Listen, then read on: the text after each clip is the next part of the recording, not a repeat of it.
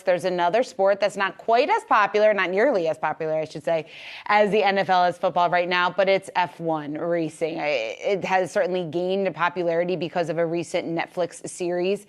A big race coming up this weekend in Miami. Eye-popping numbers that we're seeing in terms of how much people are spending on hotel rooms, how much they're paying to go out to eat, bottle service at a club. What is going on? Yeah, so the F1 is in Miami for the first time, and people are excited, right? It might be bigger than the Super Bowl, some people are projecting, which is pretty big, right? So the prices that I saw, just looking at some different things online, you want a room in the Hard Rock Hotel on Friday or Saturday night, that's probably about $1,100.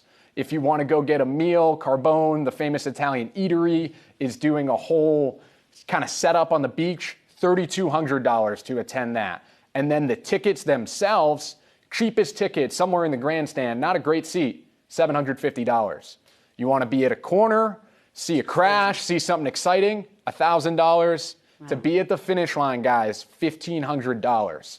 Now, why, Shauna, you kind of referenced this, right, with Netflix's Drive to Survive. So let's take a look at those viewership numbers we just had up there. Netflix kind of had this big series with Drive to Survive. They've created stars. Max Verstappen, Lewis Hamilton, Daniel Ricciardo. These have become household names because people are watching the streaming service and watching that docuseries. Now, we had 949,000 viewers last year. That's up 41%.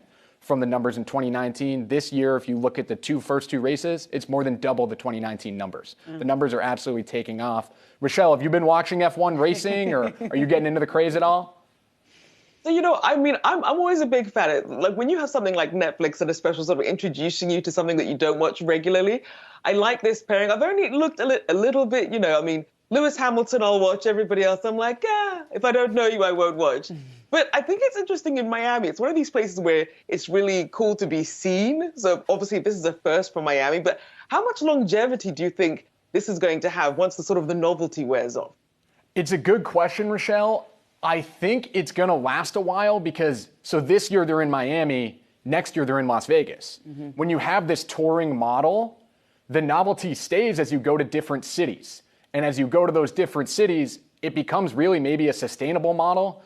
And perhaps a model like we're seeing with the NFL that maybe these other leagues are going to start to follow and travel a little bit more and kind of get out of the classic home market setup. And to back up your point, 300,000 people are expected in Miami for a race that only fits 80,000 people, and the economic impact they expect to be $400 million.